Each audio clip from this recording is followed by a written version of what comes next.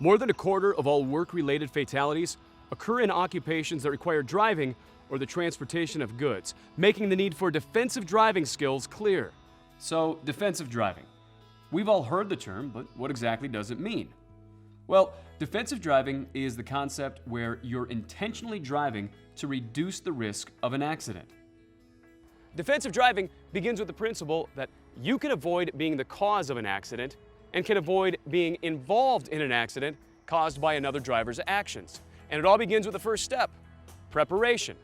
This training will explain how being prepared for a trip impacts your ability to drive defensively. Have you ever heard the expression, the best defense is a good offense? Well, it definitely applies to defensive driving.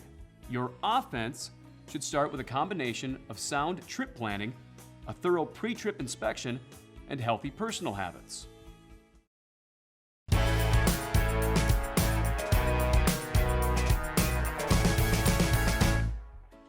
To make a sound trip plan, map out exactly where you're going, meaning map the route you'll take, where you'll stop, and when you'll arrive. A GPS can make planning your trip easier, but you need to use one specifically designed for professional drivers. Free cell phone-based apps are fine for the everyday driver, but they're not always up to date and are not created with your special needs in mind. A GPS designed for professional truck drivers will give you general route information, as well as information on low overpasses and bridges, route restrictions, and upcoming scales. Make sure to use paper maps in conjunction with GPS routing.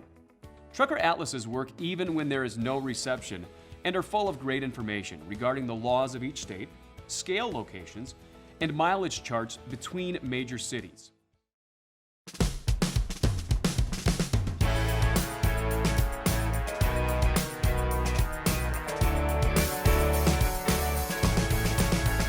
Seeing and being seen are key to defensive driving. How many times have you heard someone who caused a crash say, "I didn't even see that other guy"?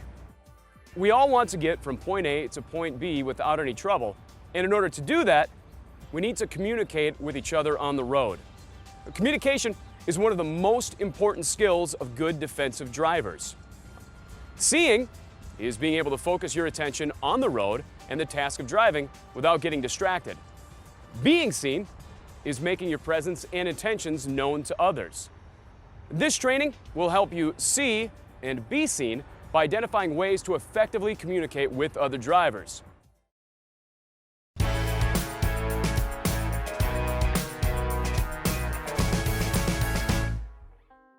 Like you, other drivers are not mind readers. They can't know what you're going to do if you don't tell them. And telling them is pretty easy. Use your turn signals whenever you turn, change lanes, pass another vehicle, merge, exit a highway, parallel park, or pull into traffic from the curb. Always, always, always use your turn signal in these situations, even when you don't see any other vehicles in the area. Remember, your commercial motor vehicle, or CMV, has blind spots, and the most dangerous vehicles are the ones you can't see. Here are a couple tips. 1, signal early. And by that, I mean signal well in advance of making your move. In the city, signal a half block ahead of time. On the highway, signal about 500 feet in advance. In either case, your turn signal should blink at least 3 times before you begin your move. Check your mirrors and change lanes slowly to give any potential vehicles in your blind spot time to react or alert you of their presence.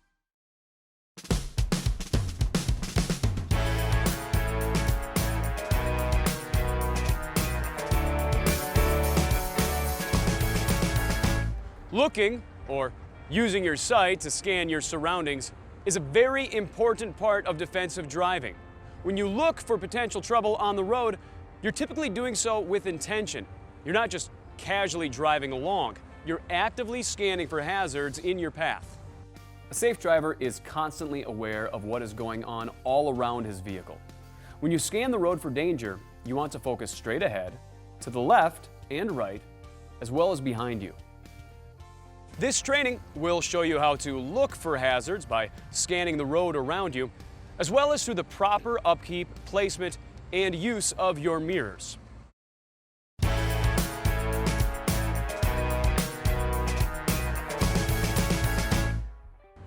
Distance scanning helps you avoid abrupt stops and radical speed changes caused by the driving behaviors of other motorists. For some of you, hard braking and vehicle speed may be things your employer monitors electronically.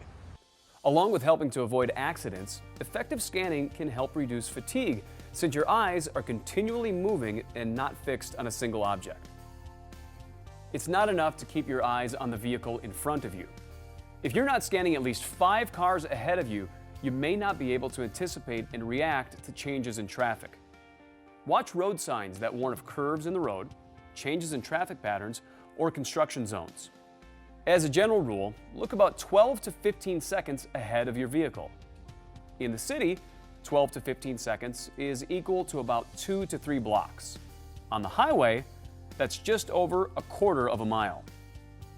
If you ever can't see that far ahead because of weather conditions or low visibility, reduce your speed. If there is a problem up ahead, slowing down gives you time to spot it, decide how to avoid it, and safely maneuver past it.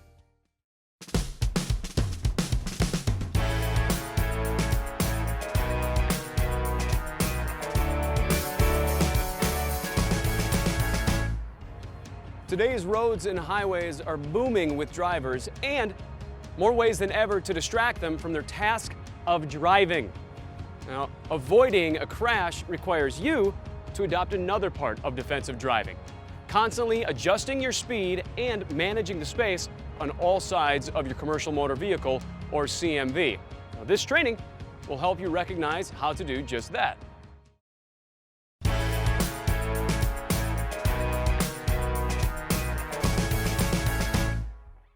Properly managing your speed means driving the safest speed for who and what is around you. Now, this includes slowing down or speeding up in response to things like traffic, road conditions, and weather. To manage your speed effectively, you need to understand the 3 factors involved in stopping your CMV: perception distance, reaction distance, and braking distance. Perception distance is the distance your CMV travels from the time you see a hazard until your brain registers it. The perception time for an alert driver is approximately 1 3/4 seconds. At 55 miles an hour, your CMV travels roughly 145 feet in that time. Reaction distance is the distance your CMV travels from the time your brain tells your foot to move from the accelerator to the brake pedal. The average driver has a reaction time of 3/4 seconds. At 55 miles an hour, that accounts for an additional 60 feet. Braking distance is the distance it takes your CMV to stop once the brakes have been applied. Your CMV will travel about 215 feet from the moment you engage your brakes until it comes to a complete stop. However, if your vehicle has air brakes, as most CMVs do, there could be another half-second delay before your brakes engage. In that time, your CMV will travel another 30 feet or so. When you add it all up, a tractor-trailer traveling at 55 miles an hour, in ideal conditions, mind you, could travel a total distance of almost 450 feet and take around 7 seconds to stop. That's longer than a football field. When traveling at higher speeds, the stopping distance and severity of a crash is even greater.